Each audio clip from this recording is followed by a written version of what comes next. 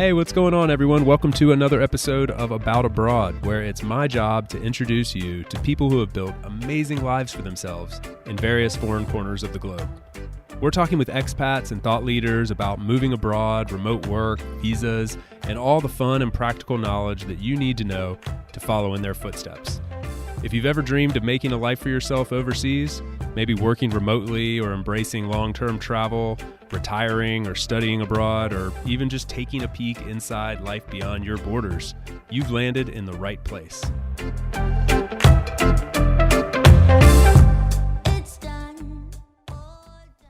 My guest today is Gonçalo Hall. He is what I would consider the digital nomad in terms of he has traveled all over the world, explored corners of this earth that most of us will never see, and embraced the life of a digital nomad like no one else has. Not only that, he's one of the leaders in the remote work movement, currently working on a project off the coast of Portugal on an island called Madeira, where he is leading the way in building the first nomad village. He's consulting for governments, companies, groups, starting online conferences and communities, bringing people, specifically digital nomads, but remote workers and companies who want to embrace remote work, all to the same place. A real pioneer in this area, a leader, and someone who's world-renowned for his work in the remote space. So I had so much fun catching up with him. He's hilarious, has tons of useful information, specifically about individual places that he's lived and worked, but also just about remote work and the life of a digital nomad. So if you want to follow in his footsteps, that's awesome. If you just want to live through his Instagram and stories, that's cool too. They're both very fun and worthwhile. I hope you'll enjoy this conversation. I certainly did. And I think there's a ton of really good information in here as well. So please help me in welcoming Gonçalo to About Abroad.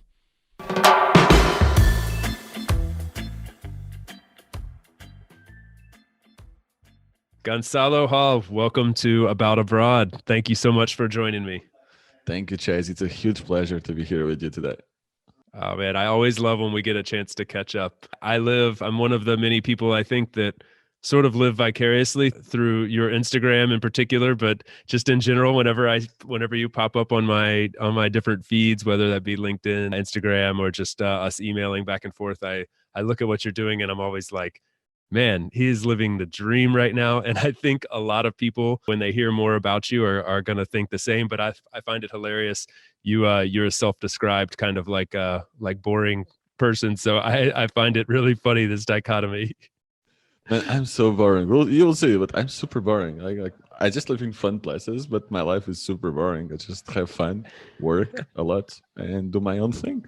Just that. Yeah. Where are you right now? You've been island hopping around the Atlantic between Spain and Portugal, but at the moment you are... It's true. I left the mainland, and right now I'm in Las Palmas de Gran Canaria. But I will be moving very, very soon to Madeira, to a very beautiful project in Madeira Island that nobody knows about. Now, it's public, it's everywhere. We are building a community in Madeira, which will be super fun. But yeah, for now, Las Palmas. I've been here for 4 months, absolutely loving it. I never thought that Europe was that much fun. I'm Portuguese. And it looks like I don't have to go to Bali to have fun, which is very interesting, actually. Yeah, you're like the prototypical digital nomad in a lot of ways. Would you self-describe yourself as a digital nomad, right? Hell yeah, with pride. Yeah, with pride. One thing I love about your approach toward digital nomadism, though, is that you really see the benefit in it for the local communities, not the reverse, which I think maybe is fair or not fair. I'm not sure, but some people might see digital nomadism as like kind of taking advantage of certain areas where the cost of living is lower or something like that. And you totally have flipped that upside down in the way you talk about it and the way you see it as bringing value to different areas, which I think is super cool. And if well structured, and this is the key, if well structured, digital nomadism can change a whole region. And it will happen with Madeira for sure. It's happening here in the Canary Islands. And both things you said is true. It's good for digital nomads that they can live anywhere and they can choose the best places in the world. And it's also good for the people in the best places in the world that they can have these less highly paid than the average in the country to come and to work from there. I think it's very good for both sides, to be honest. And that's what I'm betting on Madeira. Because Come on, this community is amazing. I meet people, the most amazing people. I met you. I go to Bali. I have like all founders. I have almost 200 people applying to go to Madeira. And it's just like the most interesting people I saw that want to go to an island, to a small village, to work together. And of course, it's empty, full of empty Airbnbs, like many, many villages right now, the ones that are not totally abandoned. And suddenly they'll have at least 50, 100, 200 new people, highly paid, that will work together, that will want to create solutions.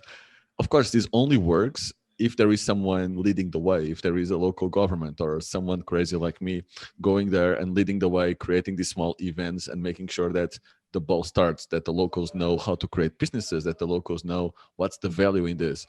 If you educate both sides, if you educate digital nomads to have a local impact, and at the same time, if you look the local businesses on how to take advantage of this wave of new people coming, what they're looking for, etc., it can be a very, very big win-win situation. Could not agree more. So cool to see someone like yourself too, kind of at the forefront of this and really, really advocating it for it. So let's back up a second for the people who are listening and aren't familiar with what's going on in Madeira, or maybe even where Madeira is or what Madeira is. Give us a quick synopsis. So Madeira is, for me, in my opinion, a tropical island in Portugal. So we have two sets of islands, Madeira and Azores. Both are super beautiful. Madeira just happens to be in the southern part of it, very close to the Canary Islands, where I am right now, actually just 1 hour away. And just tropical, the north, very big waves, so good for surfing, amazing forest. The best hiking you will do in your life, it's in Madeira, because they have these things called levadas that you can walk through the nature, and it's ready and it's safe and it's insane at the same time. And the food is amazing, super cheap. So this is basically an island that was set for tourism for the last 50 to 100 years, basically. Tourists visiting from all over the world. But then now they want a little bit more. Now they want to have local impact. Usually locals leave to the mainland or to go work somewhere else. And I'm receiving messages from locals saying that they are super excited about this, about having interesting people going there. So Madeira, Portugal, Atlantic Ocean. Usually winter is around 18 to 20 degrees, summer around 25, never goes too hot or too cold. Very good place to live, ocean, amazing hiking. It's insane. So those guys were crazy enough to hire me to bring digital nomads and to prepare the city for digital nomadism, which is a very interesting idea. So basically I'm creating the infrastructure. I'm creating, for example, in Ponta do Sol, we decided to try in the small village called Ponta do Sol, which means actually like, it's like they call it it's the best place in Madeira to watch the sunset, because it's very, very well located and it's always warm there. It's always, if it's raining in Funchal, the capital, it's sun there and it's like 20 minutes away. It's insane. I love it. And so is it really 20 minutes, like 20 minutes across the island? There is highway all across the island, and just 20 minutes from Funchal to Ponta do Sol in the southern part. Then you can go around the island. It's very diverse. It has all, like, at least 3-4 microclimates there. Wow. And you can try all the stations, all the seasons there. So I was in the north last time I was there. I was in the north, pouring, raining, me at the pool, warm water, 22 degrees of water, and it was like raining. We crossed the mountain, like super heavy rain. We went down the other side, and then the other side was sunny, and we went to the beach. And this was like half an hour by car. Wow. You, like you said, you experienced 3 or 4 microclimates in just what, like half an hour?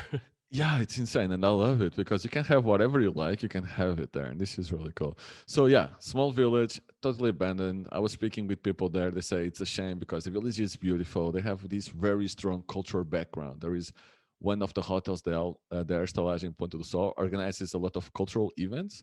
Like singers go there, painters, artists. There is a cultural center that will take advantage for building a free co-working space for everyone. So culture plus empty place plus everybody left because there is no jobs equals a perfect opportunity for digital nomads to come and to actually help restart this village. So that's what we are doing. Basically, I partner with all the locals there, restaurants, I have real estate, everyone is local. I don't have anyone from foreign to come here to partner with me. So I'm just partnering with locals, real estate agents. If you are looking for apartment, we got your back. We have the hotel, we have the restaurants, we have every single business. Even the lawyers are with us to get visas for people. Everybody's with us, and they're super excited for this. And I think if you do it this way, it's super cool because locals see the opportunity. They are educated now. They are excited. They can't wait to start this. And at least the response I have receiving from all the digital nomad community is also super cool, because we need communities to live. We need to live in this tribe mentality. I miss tribes. I miss this feeling of belonging to something. When you travel too much, you kind of miss this sense of belonging, and we can do both and have a really cool local impact. So that's my small project, Digital Nomads Madeira, starting in Ponta do Sol, but then the idea is actually to spread out and do it at least in 5 more villages around the microclimates of Madeira. Wow. So wait, is that there's so many directions I want to go. Let me pick wisely which one we go in so I don't miss an opportunity here. But is the government pushing for that, like the 5 projects, or was that your concept to say, hey, we're gonna put, I think this is what we should do. We should put these in 5 different places. So Madeira just hired me, the government hired me to conceptualize and to develop everything. They are Okay. basically just paying me and I'm doing everything for them. But it's great because they open all the doors. When it's a regional government, so they know everyone. They know the CEO of every single company, like internet companies, which is very useful. And all the other companies, they open all the doors and they pay me to develop all the project and all the concept. Wow. And so it must be very refreshing, I imagine. You go to some places where there's all this natural beauty and culture and opportunity for travel. I mean, that sounds like some place that everybody should have on their bucket list, right? And unfortunately, a lot of those places can be overrun with tourists. The locals don't want the tourists anymore. There's signs outside that say, no more touristic apartments. And I think especially here in Europe, this is the locals sort of have like an exhaustion towards tourism. Is it a bit refreshing to be in a place where they're craving it and you can be providing it? I think most Europe will crave for this in the future, or at least most of the places. I think the big cities will be left for just the tourists. It's like a given. They have the airports, tourists will just go there. Nobody will actually live in the city centers, which is sad, but things change all the time, right? But on the other side, it's refreshing to have, in my opinion, a government wanting to do something great with the locals. Like the only rule I have to involve the locals in everything. And I cannot, for example, this is very cool because you have to be very sensible and have a sensibility I didn't have. So there are 10,000 cafes everywhere in Madeira.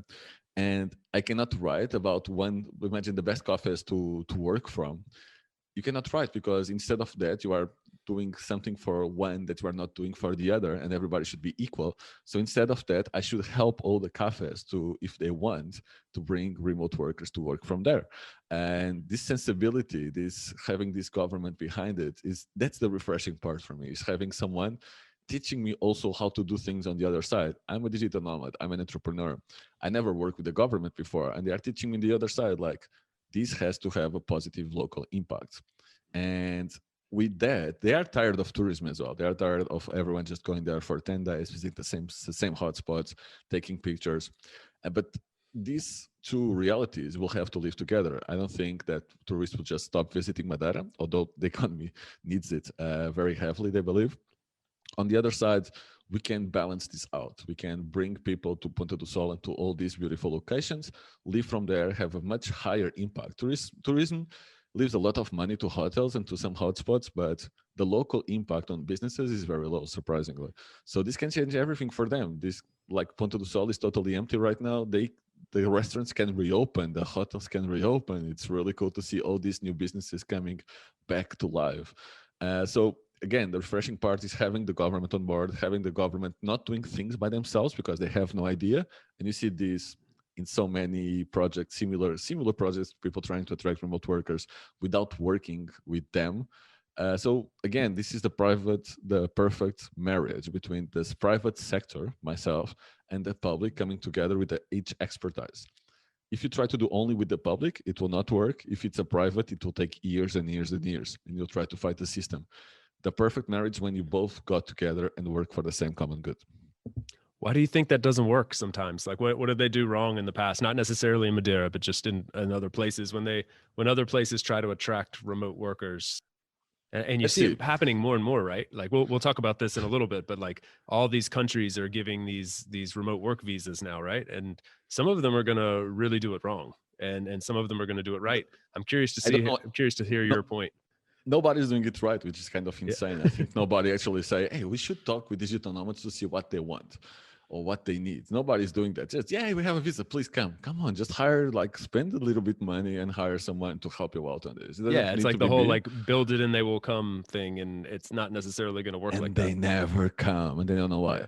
So basically what is doing wrong is like these digital nomad visas, the first they have this really weird part which you have to get a lot of money. For example, I think for Estonia it's 3.5 4,000 euros, something like that, when the average cost of life is at 800 euros. So it's like it's a little bit weird. Not most of digital nomads, they have a lifestyle design style of life, and I don't earn 5,000 euros a month. Some people do, but I think it will be a very very small percentage of all the nomads I know. So that threshold for getting a visa in countries like Estonia or even others that are doing the same is really weird for me. I can't get a digital nomad visa and I'm a digital nomad. Hmm. Something wrong is there, How right? does it? So how does that work in Estonia? You have to. You have to prove that They're you one of have the a leaders. salary. Yeah, but you have to Yeah. prove that you have a high salary, a very high salary, or that your business is giving a lot of money. At least that's what they sent on the website, and I saw some interviews, and it's a great idea. I love Estonia. I'm an e-resident. Like, this is nothing against Estonia. I just think that the digital nomad visa, the way they are doing, is pointless. For example, in Portugal, we have the D7 visa, which is, I think it's on place for a couple of years or more now, which is basically the same as a remote work visa, and the threshold is around 800 euros or 900 euros. If you prove that you get more money than this from a source outside Portugal, you can Per get month. and you can get a Yeah. visa in Portugal. A D7 is not And being what does sold. that mean? What does that mean? You can be there for I a think it's certain one period year of time? visa, but then you have to Oh, renew it, something like that. I don't advise people on visas because I don't know much, but I know most digital nomads in Portugal that are staying here are with the D7 visa. interesting. Interesting. Do you know any Americans or Australians or Canadians that are on that visa there? All of them. Yeah. Okay. Interesting. I didn't know. Yeah. I've not heard of that one. So that's cool. That's a pretty low. That's a low barrier to entry, really. I mean, $1,000, 800 euros a month, and you can stay. Yeah, basically, if your source comes from outside Portugal, that's super easy. Most people are doing that. Some richer people are just getting the golden visa with 500K investments. I met already some of these people in Madeira, for example, and that's also okay. But for digital nomads, the D7 is by far the best. So basically, I think there is several things to take in consideration. But for me right now, all the projects I saw are doing it wrong, or they think that digital nomads are all super rich, which is not Yeah, true. that's not true. Yeah, this is a big misconception. Like everybody kind of has taken like what they see in Silicon Valley and then just been like, oh, well, all digital nomads live like they could live in San Francisco if they wanted, but they're choosing to live in my island country. And you're like, no, that's not how it works. They can call it remote work visa and target only Silicon Valley to see if they want to move out, but most people don't get 100K a year. Far Yeah. from that. Yeah, very far from it. Yeah, it's not the norm. Okay, and so and then the one that you mentioned, Estonia, that one do you know? I know it's not your expertise, but do they charge like an upfront fee, or do you just have to prove that you have an income? No, you have to pay something, but it's not something that will break your wallet. I know Okay. all the fees that you have to pay for almost all the visas, like it's just a fee. Like it's not something deal breaker. It's just the threshold for how much money, how much income you have to show up. It's the thing that everybody is missing out, and everybody's doing it so far. Yeah. Yeah. Yeah. Like I said, I think a lot of countries are going to take a stab at the dark in this and try to figure out how to like take advantage of this quote unquote opportunity that COVID has created with the mass influx of remote work. But it'll be interesting to see who does it correctly. And it appears that you guys are doing it right in Madeira. I think it sounds like a great foundation. We hope so. At least we hope so. That's why they hired me if I was doing it wrong. Now, I think the most important part for the locals is building the community. If you focus on getting both ends happy and make sure that you build a community, I think things will be okay. What is somebody from Portugal? What is Madeira like for you? Had you been there before? Yes, three times by now. 3 times. Okay. What's it like? How do you compare it to the mainland? Is it drastically different or pretty similar? Like different world in my okay. There are things that are similar in Portugal, like the prices. You pay 60 cents for a cafe. You pay like in Ponta do Sol, you pay €3.50 for a mojito or a caipirinha. €3.50. You pay, like, the prices are super low, like in Portugal. So it's not because you are in Ireland that the prices will actually get really high. They don't. Just for hotels, because it's their whole thing, and the hotels are incredible there. But everything else is Portugal with good weather all year round. So it doesn't get as hot as in the mainland. Like in the mainland, you cannot be in Lisbon in August. You will die. If there is like 35, 40 degrees, you will probably die. And there is like 25 degrees. It's really warm enough and never cold, never colder than 18, 17. And yeah, the rest of things, like living in a tropical island. Like if I show you a picture of Bali, of Ubud, and I show you a picture of Madeira, of the nature, you will not know the difference. It looks very similar to that kind of like Southeastern Asia, jungly wildness Yes. and beach all mixing together. Just the beach is not, they don't have sand, but they have like 5, 6 sand beaches all around. But all the rest, like all the nature, the mountains, the epic mountains with full of greens and waterfalls. Madeira has a crazy amount of waterfalls. It's insane. So all that you can see. There is a lot of pictures that people do. For example, in Instagrammers, is this Madeira or is this Bali? And people say Bali and it's Madeira almost all of the times. Oh, really? That's a thing. Is this a hashtag? Yeah, hashtag Madeira or Bali. I should do that. Yeah. I mean, Bali, I feel like you've spent time in Bali, and correct to say you really enjoy your time there, correct? I love Bali, but I'm learning a lot about Europe. So I started my journey around Southeast Asia, and now I'm in Europe because of COVID. I prefer to stay closer to Lisbon, where my family is, and I'm learning that it's not so different, the price tags from Bali or from Madeira or Las Palmas. It's very interesting how close it can be for most of the things. Did you have a desire to leave Europe? Like you're from Portugal. Fair to say you saw some of Europe before starting your journey, and then decided to leave Europe. So did you feel kind of called to just get out of Europe and try something different, or what was the sort of the synthesis of that? I think I born a nomad somehow. Just as soon as they allow me, I start moving from school to school because I really wanted to see how is life on that place. And I think that's like the basic of nomads. My curiosity was always, even when I was going in vacations to Madeira or to Croatia, oh, it should be really cool to live here. Like I go in vacations and I always think, oh, it should be cool to live here. They have this, they have this. I would love to live here for some time. And it was always like that. So when I was 18, I moved to Porto, then I moved to Algarve, then I moved to Aveiro, then I moved to Germany, then I moved to Poland. So I was a nomad, just not very digital. I had to get a job everywhere. And when I got like my dream, it took me 6 years to become a digital nomad since I found about it. And my dream was to just be able to work from anywhere. But it took me 6 years to relearn, to get skills, to be hired by a company that allowed me to work remotely. So it was not like that fast, just not a decision because I don't have a degree. I had skills, but it's hard to get a remote job or any job with just with saying I know about marketing. That doesn't work like that. Yeah. So yeah, it took me some time. But yeah, I always wanted to travel. I always wanted to know. It was not just to travel to visit. I found that very, very boring. I don't visit places. I hate. I just do it sometimes because my girlfriend, and I have to be careful. She's around. Yeah. But because she likes to visit these temples and stuff. No, I went to Bali because I wanted to live in Canggu. I went to Thailand because I wanted to live in Chiang Mai. I wanted to live in Koh Samui. I moved to places because I wonder how is life there as a local, and this is very different from usually just traveling and take pictures on the highlights. I forget a lot to take pictures. I always forget to take pictures. What's different about it?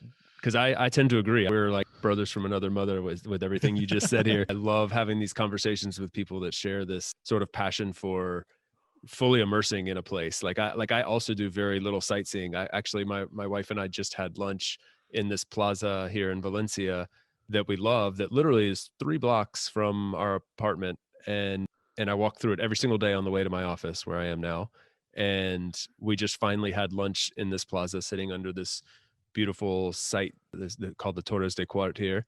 And it's a sight to see. Like it's like one of the top 10 or 15 sites to see in Valencia. I've been here almost 3 years. We've never been up to the top of it. Like it's like what everybody does when they come here. And I'm like, we were sitting there having lunch and I said, man, we should really go up there sometime. Like, but we just don't do a lot of the sightseeing. And I think it's more just, I just really love living in a place and being, deep into the culture and I like going to the supermarket and trying to order a new kind of Yes. cheese rather than doing that. So anyway, I love talking with people that have the same vibrance and like towards this sort of thing. So what's different about it? Just visiting versus living in these I think places.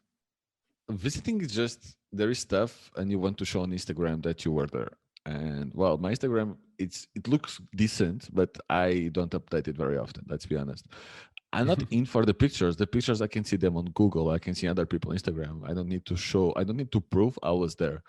That's not the point of traveling. But right now, if you see most people traveling, it looks like a checklist. You go to Valencia and you have to see this and this, and you have to go in the lines, and you don't actually experience anything. You take pictures to prove to your friends on social media that you don't actually like them. You just want to prove them that you were there, and you have to prove them with pictures on how happy you are because you were in Valencia. This is stupid. Let's be honest. This is very stupid. I'm really bad at social media for this reason. I mean, I'm just bad at it because I don't care to share that checklist. But and No, no offense against somebody that does. It's just not for me. no, that's stupid. It's like you're not even experiencing nothing. You don't eat paella just like in any place. You should go to the right place. So experiences a place is going to the cheap restaurant and order for whatever it's on the menu of the day and see what actually locals eat. Maybe they don't. One thing I learned about specifically about Spain, paella original is without seafood. Just they do it with seafood for tourists. Yeah, exactly. And I didn't know about that. I thought, oh, paella is with seafood because I was a tourist. But no, it looks just for tourists. So paella is with chicken and stuff. And it's so good. I don't eat seafood. That's why I was so stoked about it. Living in the place is totally different. Like I'm in Las Palmas. I think I just went one day to visit the city center and the tourist parts because my girlfriend wanted me to. And so we spent one day so everybody's happy in this relationship. We took some pictures. It was very fun. She has content for her social media for 1 month. And now we just live like locals. I work from here, from my co-living space or from the co-working space. I go to beach volleyball. I meet locals on beach volleyball. I speak Spanish the whole day when I'm there. I go to local CrossFit gym. I play beach tennis with the locals. That's my life. I live like a local. If you put my life and compare with a local in Las Palmas, it's very similar. Maybe they don't all work from home, but if they work from home, you would see no difference. I woke up, I work, I go to practice with people, I go out with people from that mostly are locals and digital nomads, and that's it. That's just it. So just experiencing the country like a local. Like locals don't go to that fancy restaurant just for tourists or to eat in some places. There are some places that are just made for tourists. And acknowledging that and they'll go to the cheapest restaurant in the place and actually eat what the locals eat can be a much more fulfilling experience than just go to the fancy places, take pictures. Couldn't agree more. One thing I wanted to go back to was your time in Southeast Asia, Yeah. Thailand and Bali and these areas and anywhere else that you want to touch on. I'm curious about the process for getting there and staying in any of these places. If somebody's listening and they're interested in sort of following in your footsteps, what, assuming that they're not coming from some place that generally has visa restrictions and such, but just for the normal European, maybe assuming American, Canadian, Australian, what is the process like? If you want to go be a digital nomad in Bali, or if you want to go to Thailand, can you just go and stay as long as you want? Do you have time limits? What's that like? So it's fairly complicated. That's why I say digital nomadism is not for everyone. It's complicated and it's frustrating sometimes. So the first thing I do is check how is the lifestyle in the place where I want to go. I have my own checklist of things I want there in a place. So before I even go, I see if it fits my checklist. Sometimes it doesn't. For example, Da Nang in Vietnam didn't have volleyball, didn't have CrossFit, and these are two big items on my checklist. I still went there. I didn't like it. Surprise. Other places like Canggu in Bali, they check all the boxes and they're insanely beautiful. So first, I check the boxes. I see if there is co-working spaces. I see if there is a community. I go to Facebook. I see if there is a community on Facebook. Just write digital nomads X. If something like right now there's a group for Madeira, Digital Nomads Las Palmas, there is it all. If there isn't a group for digital nomads, you should be worried that there is nobody there. If you are looking for a community, if you are not looking for a community, maybe that's a good thing. Yeah. And then then I check the visas. But again, these groups have most of the information I'm looking for. So I just go to the group, go to the search bar. Don't just ask questions. There is a search bar. People ask that question before that you are thinking about right now, and look for visas. And I see how is the process, different visa types. Most of the times is the tourist visa, because most countries don't have yet a decent visa for digital nomads. So we stay in tourist visas. Sometimes, like in Bali, you can have different visas, like social visa, like business visa. But if you want to try it out, and I advise you to try it out before commit with 6 months of a social visa, I just check all the different visa types. I usually go in tourist visas for everywhere. There is, like, again, check the details. For example, in Bali, if you pay $25 on arrival and get the tourist visa on arrival, you then can stay 2 months, because you can extend for 30 more days that visa.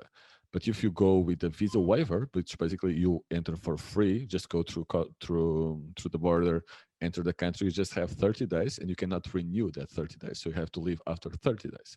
And that's a very big difference. It's the difference between spending money going out and back to the country, or just spending 2 months in there.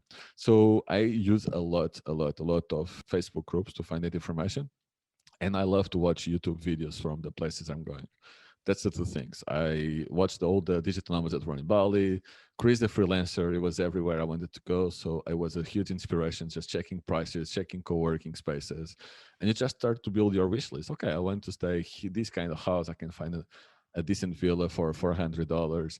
I can rent a motorbike here, there, and there. It's everything on the community. So I just use the communities as my biggest source for information. And then I just go there and start to integrate. The first thing I do everywhere is to go to the co-working space, go to all the events in the co-working space in the first week, and then just start to know people, and they will help you out with everything you need, which is really cool. You got it down to a science. I mean, you're a true pro in the digital. That's why I said you're the digital nomad, because you truly got like a process, even a checklist. Which, coming from a guy that works for a to-do list company, I can definitely appreciate. I should put my checklist on to-do list. Yeah, we should build a template for that. That's a separate conversation. It actually crossed my mind. We have templates for these sorts of things. So nah, that's why I use to-do list. So going back to the visa thing real quick. So in Bali, for instance, is it a hop in, hop out, and you renew the visa if you just leave the country for 1 day or 2 days, or do you need to be out for a certain number of days?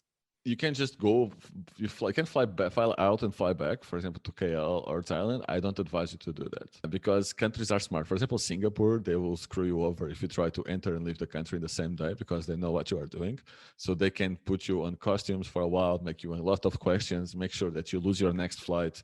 And they do that quite often. And Thailand is getting really, really harsh on digital nomads as well. So I advise, if you do this called visa run, leaving the country to come back to get 2 more months, I strongly advise you to do it at least for a weekend. Go to Kuala Lumpur and do some shopping, go to Thailand, go to Bangkok, eat some pad thai. Don't just stay 1 day and come back. Take advantage that you paid for the trip, stay the weekend there, nobody will ask you many questions. And don't do that for more than 6 months. After 6 months, you will get a lot of questions, and you can actually stay on the door, or in this case on the airport, and not be allowed to enter. So there is other types of visas. In Bali, you have the social visa, which is 6 months, and the business visa, also 6 months.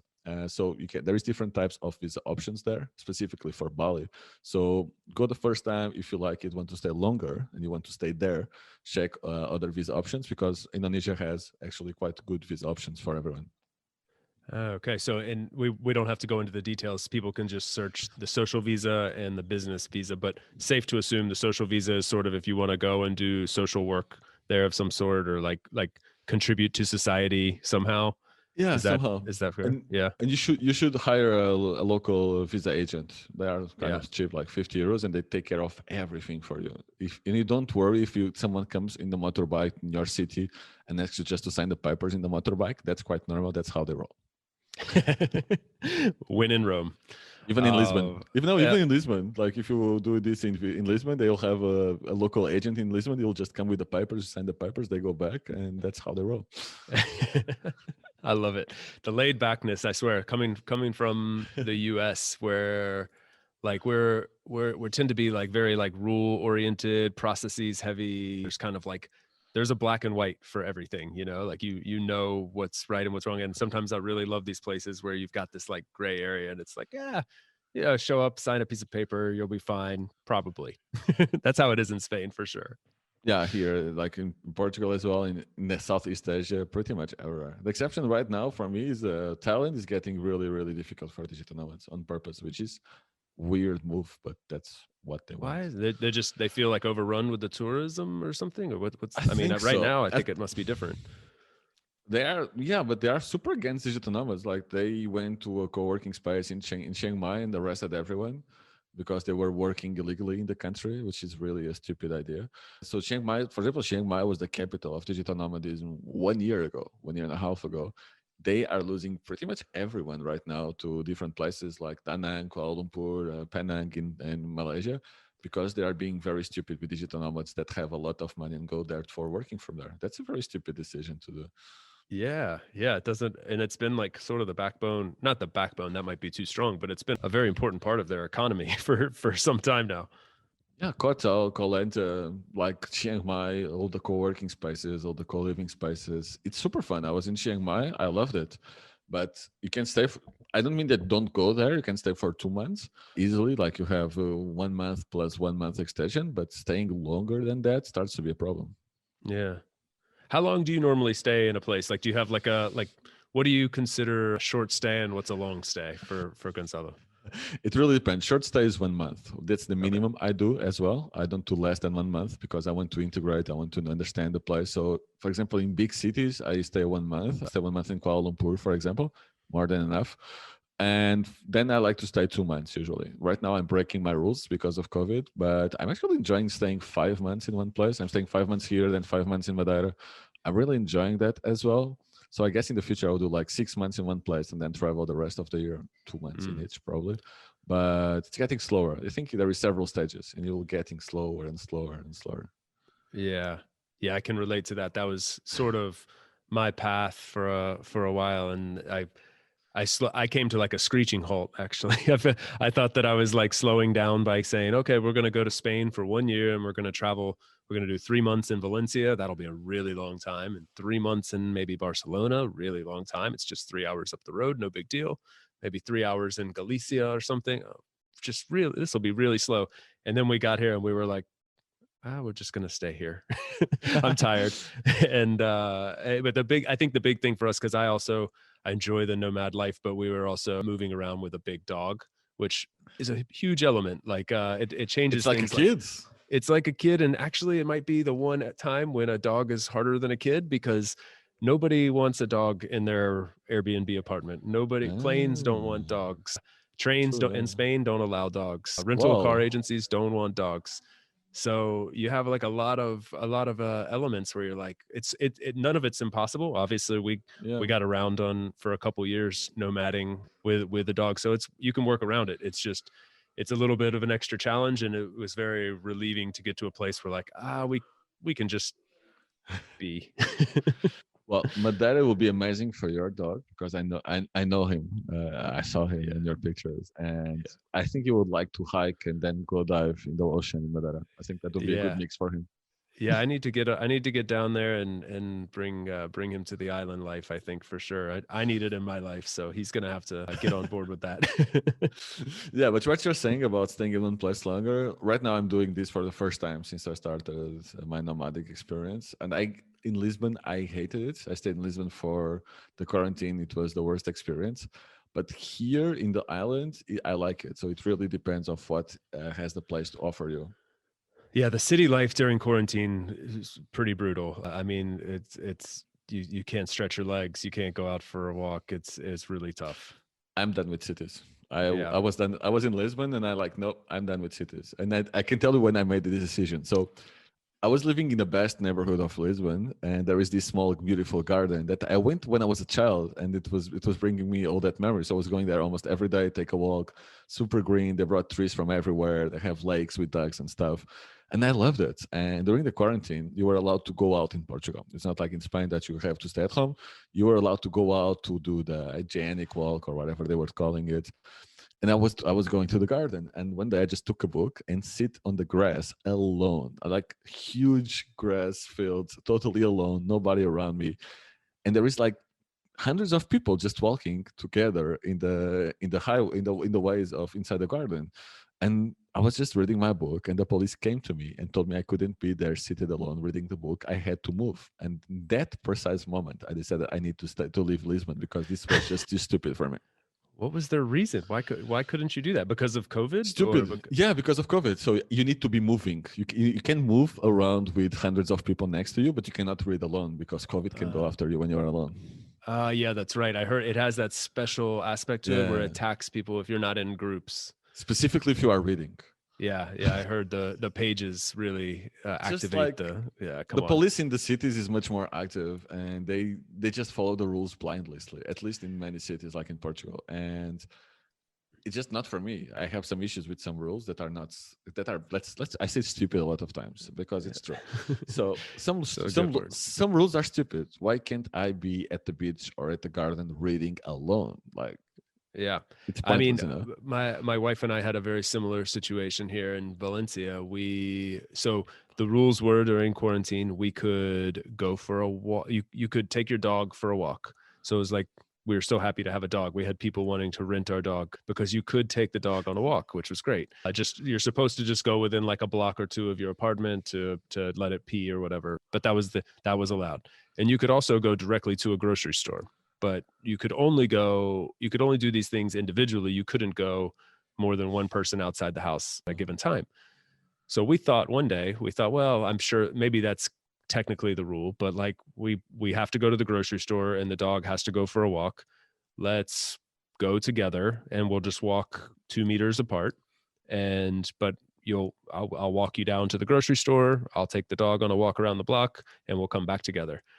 We got swarmed by a van with like 4 police officers, I think, interrogated, separated, had our IDs, they went and very, very aggressive, very intense. And we're thinking like, we just walked 1 block to the little supermarket, like following rules blindly. I mean, come on, we're putting nobody at risk here, And that was not happening in the countryside. That was not happening in smaller cities because people know each other. They know how to live in communities. So I remember that was the moment I said to Catarina, my girlfriend, yeah, we are moving out Lisbon as soon as possible. And we did. We moved to Ericeira, a small surf village north of Lisbon. That's another place you've told me about. Actually, I remember you mentioned it to me. All right, yeah, let's touch on that place a little bit because this sounds like one of those other up and coming places in Portugal and Europe it's like maybe already arrived. Yes. So when we spoke, Ericeira was like 25th in Nomad list. Nomad list is like this site that do a ranking of the best places for digital nomads. Ericeira was now 2nd place in Nomad list last week. 2nd place. Second place. Second place. First Lisbon, 2nd Ericeira in the world, 3rd Canggu, Bali. Wait, hold on. Lisbon number 1, 2nd Ericeira, right up the road, right? I mean, they're super close. 45 minutes, more or less. 45 minutes. Wow. So number 1 and number 2 places in the world in Portugal. Amazing. A proud Portuguese man right here. And then I Bali. wasn't, which is insane. Yeah. And then Bali, Canggu, I wasn't. I was like, it's stupid. Why are all these people moving to Portugal? I don't understand it. You're like, I've been trying to get out of here since I was 18 and you guys are all coming in. What's wrong with you? when everybody started going to Lisbon, I was like, why would you do that? I don't understand what's happening. But now, and then, so obviously Madeira is not, I shouldn't say obviously Madeira is maybe not on that list, but hopefully we're going to get them on that list. No, it is. It's like 50 something. I think it went up already. Okay. Let me check. It went up. It was 55. Now it's 44. It's going up. It's actually going up really fast. But then there's like Lagos, Algarves upcoming. But Ericeira for me, like I was there because Lisbon is quite near and I wanted to move out from Lisbon. But I saw like this, again, small village, very small community, the right services, 1 co-working space. Like it's not warm there. It's actually very cold, even during the winter, even during summer, because they have this north wind. It's very strong, but it has the surf, it has the vibes, it has the lifestyle. People are super laid back. Everybody moved there after I left. It was insane. Friends from the US, from Australia, they were all in Ericeira. I was like, what's happening? And Ericeira just exploded out of nowhere in the Nomad list. So it was super fun to see. Ericeira. So it's Eticera. Ericeira.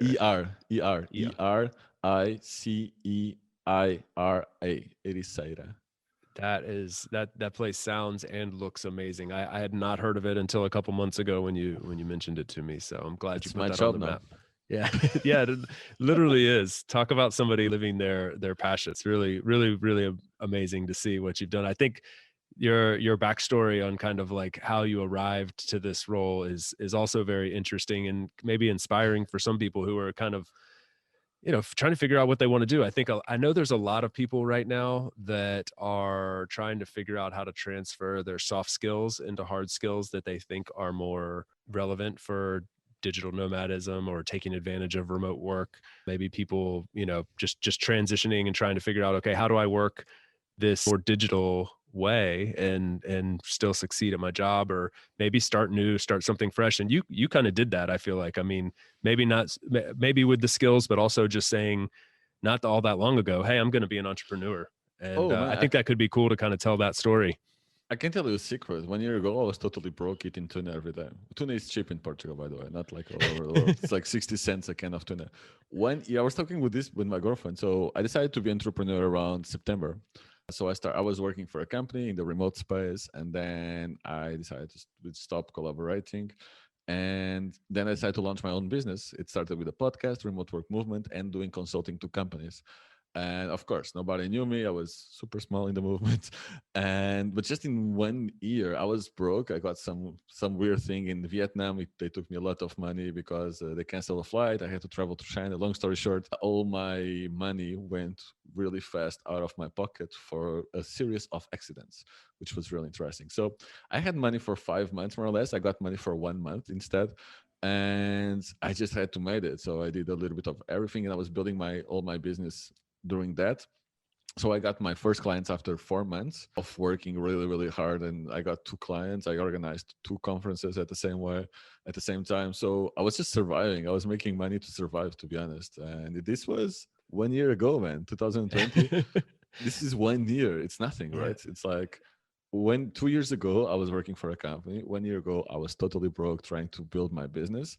Right now I say I'm fairly good. Yeah. I'm super stable. I'm happy. I'm doing things I love. Super busy, but my own fault. I start too many things at the same time. So how did I arrive there? That's super difficult to say because so many things happen at the same time. So basically, I was very passionate about digital nomadism and remote work for a long time. I tried to get many jobs around everything, and I was lucky that because I actually I like to try things and to not follow the status quo. So the way I got my last job actually was there was a newsletter coming from this company every week. There's a newsletter with the remote news and everything else, and I just answer. They were in the end they were saying cheers from Lisbon, and I was living in Poland. But one day they said cheers from Poland. I was like, haha, answer, reply. Hello, I'm a remote worker in Poland and I would love to meet you. So we went for a coffee and I was offered the job. That was super fun.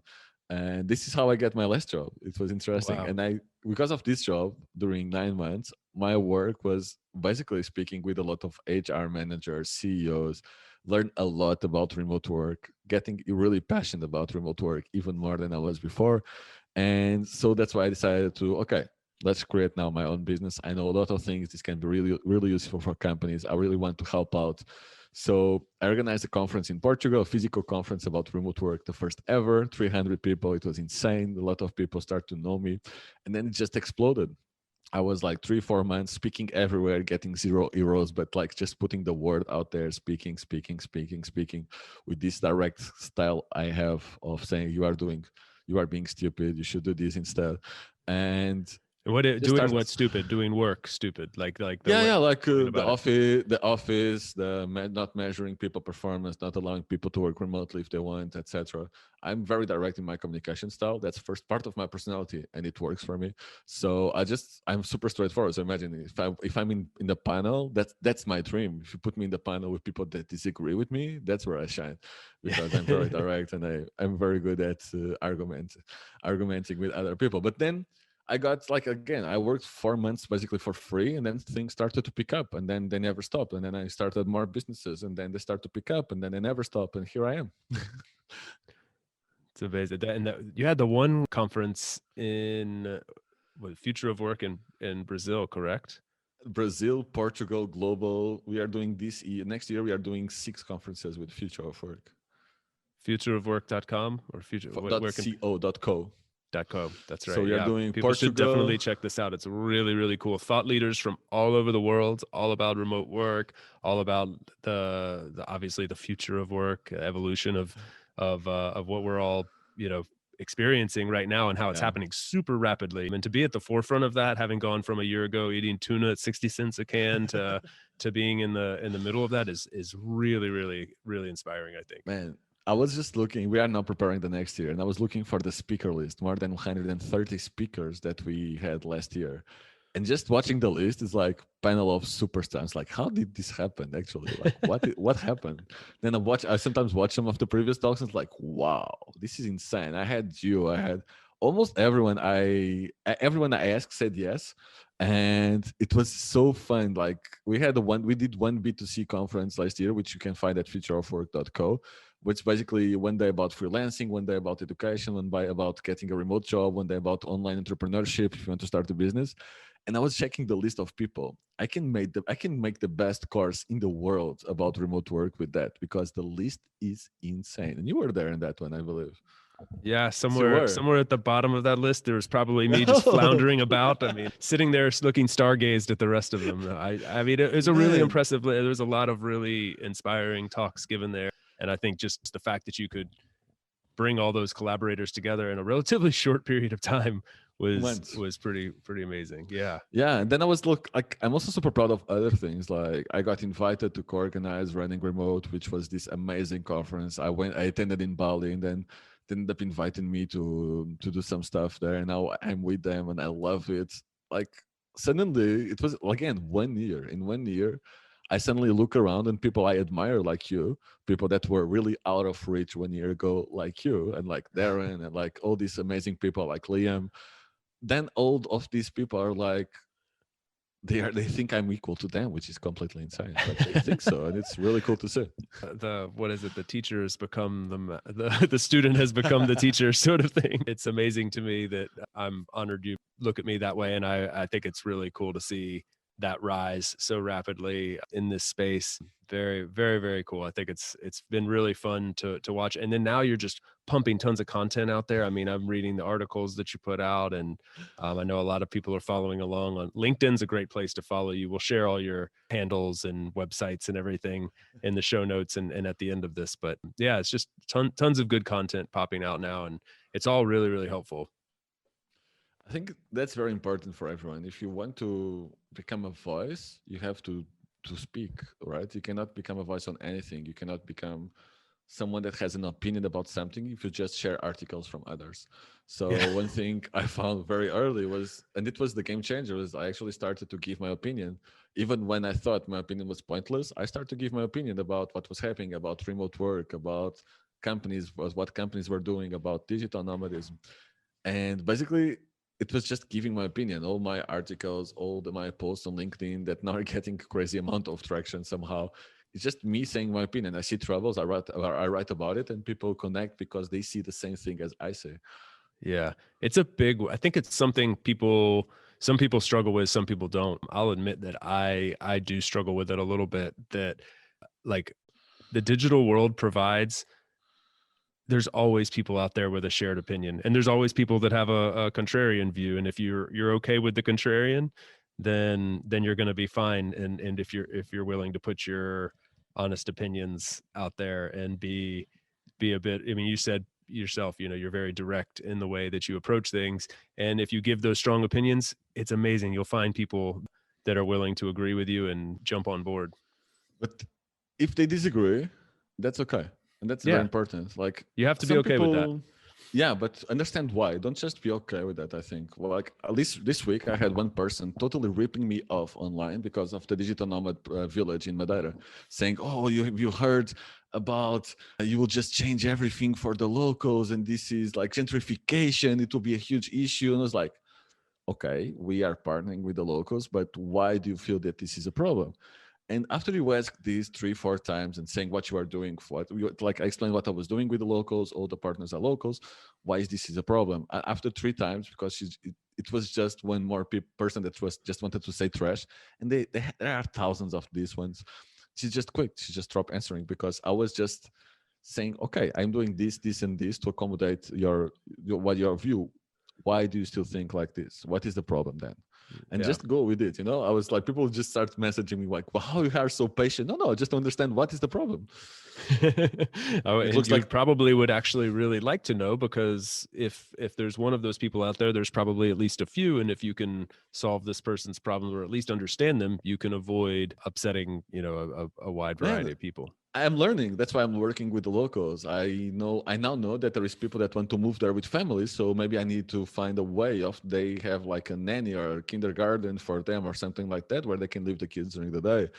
I'm learning that a lot of people are very worried about the impact, the environmental impact. So we are getting electric cars. We are doing the charity makeover with Sean. That's just one weekend of all the nomads just helping local charities.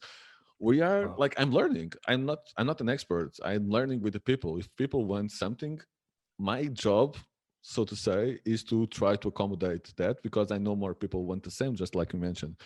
So it's very important also to make sure that the comments are not the destructive ones. There are people that just want to destroy your idea because everybody's following along, and there's people that actually have something to say. Listen to the last ones because they have something to say, and maybe you can accommodate that feedback in your product, which is exactly like what you are doing right now. Yeah. That's amazing. So you guys are bringing in, what do you mean you're bringing in electric vehicles, like electric charging stations and stuff, or?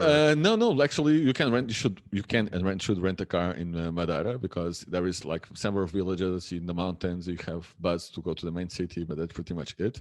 So we are partnering with rent a cars that offer electric cars as an option. Wow.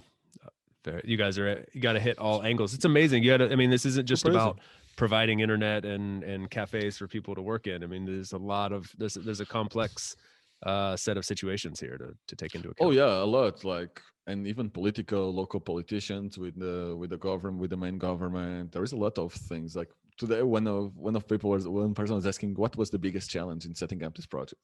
It's like there is all the moving pieces that you can have, plus political party is huge. So you have to be very careful with what you are doing. You have to make sure that the locals feel good about this. And only if you do, and if you make everyone happy, then things will work. And if you build a community with that. So the hardest part is just like trying to balance everything out, making everyone happy, making sure that things work. Amazing. I wanted to ask you this earlier. Actually, I thought about starting with this, but I got on a roll and just never got back to it. But I saw this from your Instagram account, and I want to ask what it means to you. You said this is a post you made when you were somewhere. I'm not sure where you were. I chose to paint my life with my favorite colors, never leaving a blank page behind. Traveling is being constantly learning, adapting to a new culture, new colors, new people, and new perspective of life. Each new place is a new page of my book of life, full of bright colors and possibilities. What does it mean to you? Man, I think when we travel, when we experience different cultures, we learn a lot. It's like every time you move to a different culture, you start from scratch. Your life starts from scratch. When I moved here to Las Palmas, I didn't know anyone. I didn't know anywhere to play beach volleyball. You just start from scratch. You learn everything from the day one. It's like reborn, basically.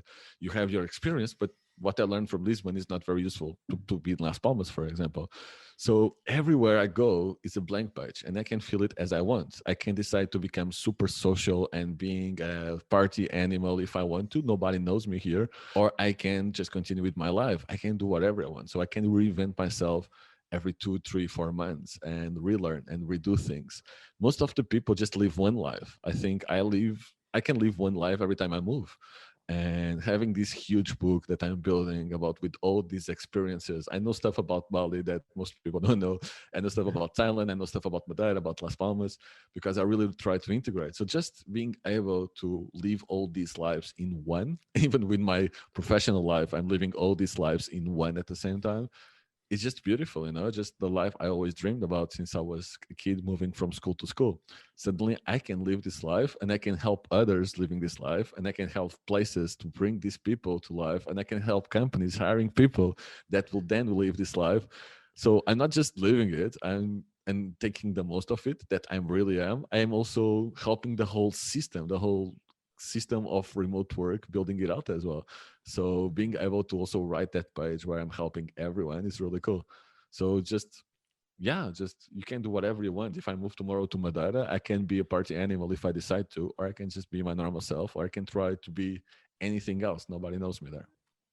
Oh man, writing your own book, that's a real luxury that I think is at most people's fingertips, but most people won't go out and grab it either. So I think more and more people are. We're kind of shaking off the cobwebs of decades or maybe centuries of kind of, just sort of, something along those lines. Like we're just being told you're supposed to go about things a certain way, and to sort of shake those cobwebs off and try something different and then write your own book is a pretty cool thing. Yeah, I really like what Tim Ferriss says about that. Like, if everyone does something, try to do it the other way around. I'll see what happens. So I love to stay at home. So let's try to be a party animal in Madeira. Maybe we'll see. But for example, like here, I don't go to a lot of events because I have my life, I have all my work. But in Madeira, I will be the one organizing all the events. I have to go to everything, and it will be like a new life. I will become the party organizer, the community manager of a physical community, and that's something I don't do often. So I will be again writing a new page, being a different Gonçalo, and learning with the experience. So fun, man. So fun. That seems like a beautiful place to wrap this up. I'm going to hit you with a couple rapid fire questions real quick. I'm just totally going to shoot from the hip here. But I want to hear, there were so many things I wanted to get to, and we'll be here for 5 hours on a Joe Rogan style cast if I don't wrap it up here soon. So I'm going to hit you with some quick ones and tell me the first thing that comes to your mind. All right. Okay. Next place you'll live after Madeira. I don't know. I think I'll go back to Portugal mainland. It will be summer. It will be July. So I'm thinking probably Ericeira or somewhere in Alentejo, Vila Nova de Mil Fontes, because I want to see my family again. And I want to be during July and August in Portugal, be next to my family. So it will be somewhere around Portugal in the beach where I can connect with my old friends and my family. So probably Ericeira will be a big choice. Very nice. Low point on the digital nomad journey if the 60-cent tuna cans wasn't it. And if it was, that's fine. No, that was a big low point, but I think that this is really bad. But for me, it was Da Nang. It was like wrong place, wrong everything. Just like Da Nang can be amazing, and I'm sure it is. But was like, it's in Vietnam, central Vietnam, the capital. It's like people left Chiang Mai, and a lot of people moved to Da Nang. Super cheap as well, nice quality of life. But it was first, it didn't check all my boxes at all, and I decided still to go there because there was community. But then I just left my last company, and I was starting my business. So I was working like 14 hours a day. I was burning out. It was too hot. I didn't have enough money, and I was not sure about how much money I had. Everything was wrong. I need to go back to make it right, because I really have a bad opinion about Da Nang right now. But the whole environment and internal environment in my mind where I was, it was really not the best place to be. So it's just working all the time, like living, doing nothing less than work. And I didn't enjoy anything, and I ended up not enjoying it or the country. And I think that's not fair. So for me, it was the lowest point when I was working 14, 16 hours a day, barely sleeping. I was like having insomnias because I was stressed about starting a new company, and everything together with the stress of not having much money in the bank account. Then I left. I got almost no money in the bank account because of Southeast China Airlines. Shout out to you guys. We'll blank them out so they get no press whatsoever from it was just like Da Nang for me was the lowest point, and then when I came back to Portugal, it was easy. I have a family, so I had a house. I couldn't stay homeless, but it was very hard to have. Like, I was living a good life in Southeast Asia. I decided to start my business. Everything went wrong in the first 2 months, and now you had to rebuild everything from scratch without money. So that was really, really difficult. Yeah. Wow. That would have been a very tough situation. if you're this is a way straying away from the rapid fire thing, but it seems that you've made a kind of loop back to Portugal in a way, or at least to maybe more broadly speaking to Europe, but it seems to Portugal in a way like you had such ambitions to get out of Portugal and to go try other places. Have you somewhat come back and have it a bit of you that wants to put some roots down there, or not at all? No, not at all. I have a love-hate relationship with Portugal. It's a beautiful place. I love the people, I love everything. But because I was born there, because I know how everything works, it just doesn't motivate me to stay there longer. Like I think Portugal must be amazing. Everybody's moving there, right? Yeah. And when I was traveling a little bit more during the summer, and I loved it, but I don't know. I don't feel like first. I don't feel like I will stop in one place, and if I stop in one place for long, I don't feel that's Portugal. Uh, my mentality doesn't fit the typical Portuguese mentality. My way of working doesn't fit the typical Portuguese way of working.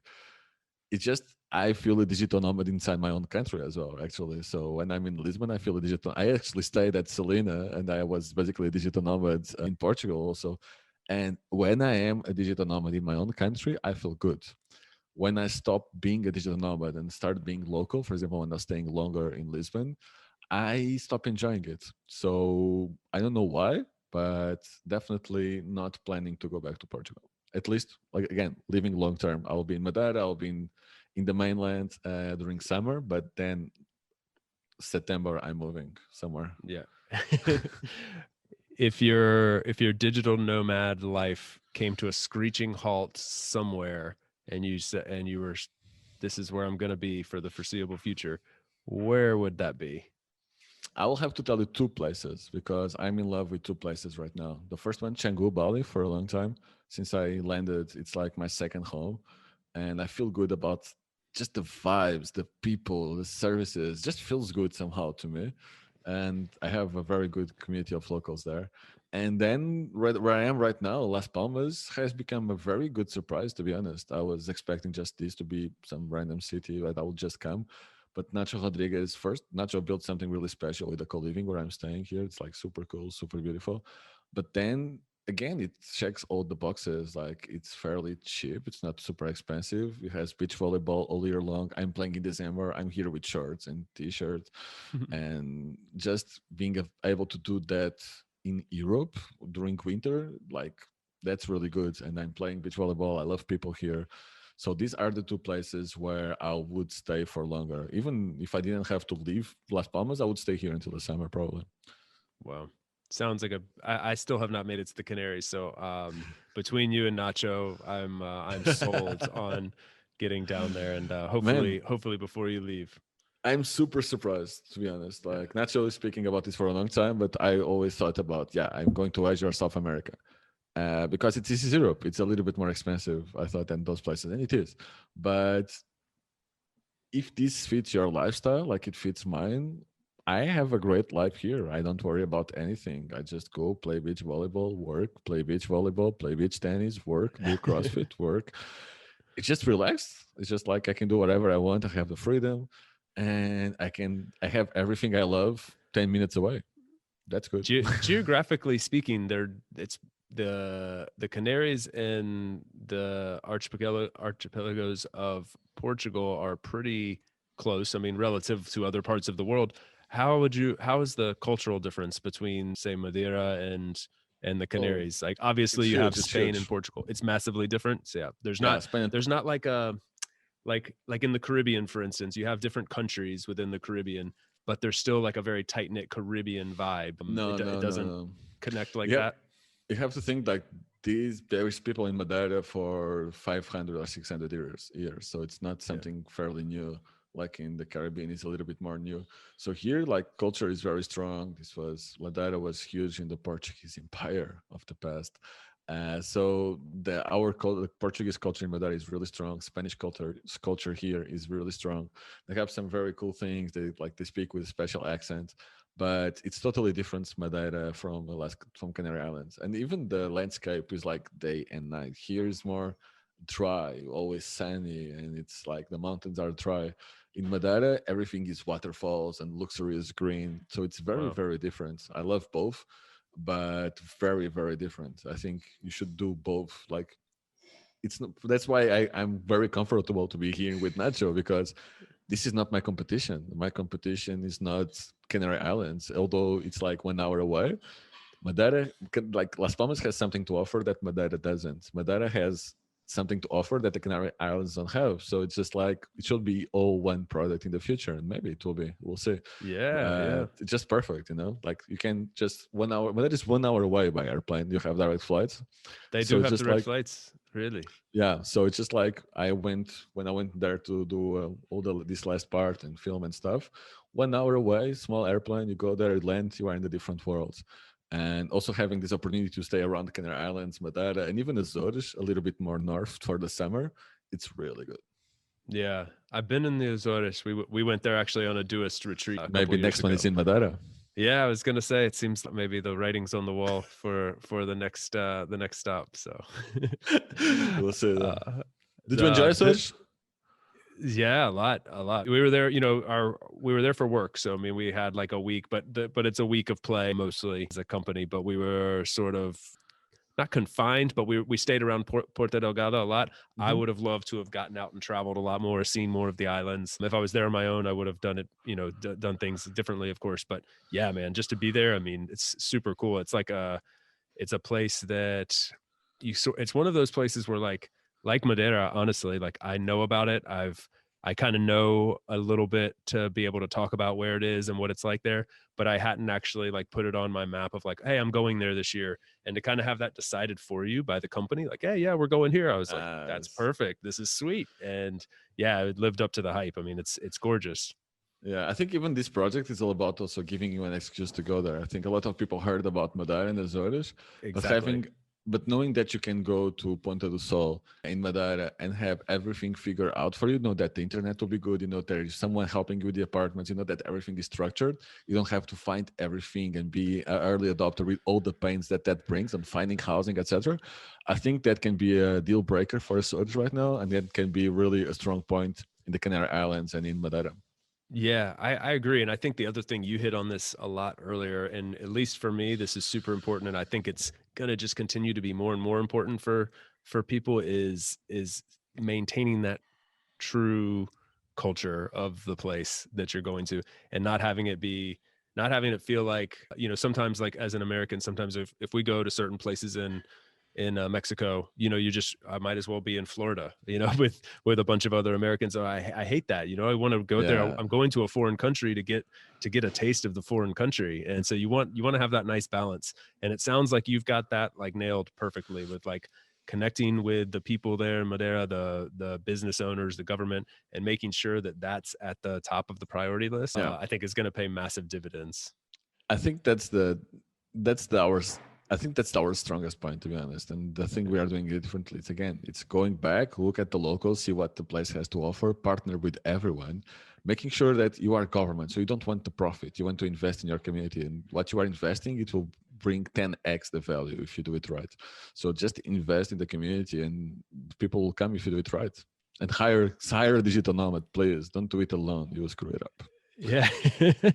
Get a pro. Come on. Yeah, like we are not that expensive and we love to live in beautiful places. Come on. Well, for anybody listening that's looking to hire a digital nomad to tell them how to do digital nomadism, you have found the digital nomad. Gonçalo Hall, thank you so much, man. This was awesome. I could keep going for hours, but we'll have to save that for another time. Thanks, man. It's a huge pleasure. It's always fun to have a conversation with you, and I hope like this podcast will just explode. Thank you. With any luck, let's see. Thank you so much. Great, man. Thank you. Thanks for tuning in today from wherever you are in the world. Once again, I'm Chase, and this has been another episode of About Abroad. You can visit aboutabroad.com to get our latest updates and listen to past episodes, or find us on Apple Podcasts, Spotify, Stitcher, really anywhere you get your podcasts. On that note, if you enjoyed the show, feel free to subscribe, and if inclined, leave a few stars and a review. It's truly, truly appreciated and will help more wanderers just like you find us. Until the next time, adios from España.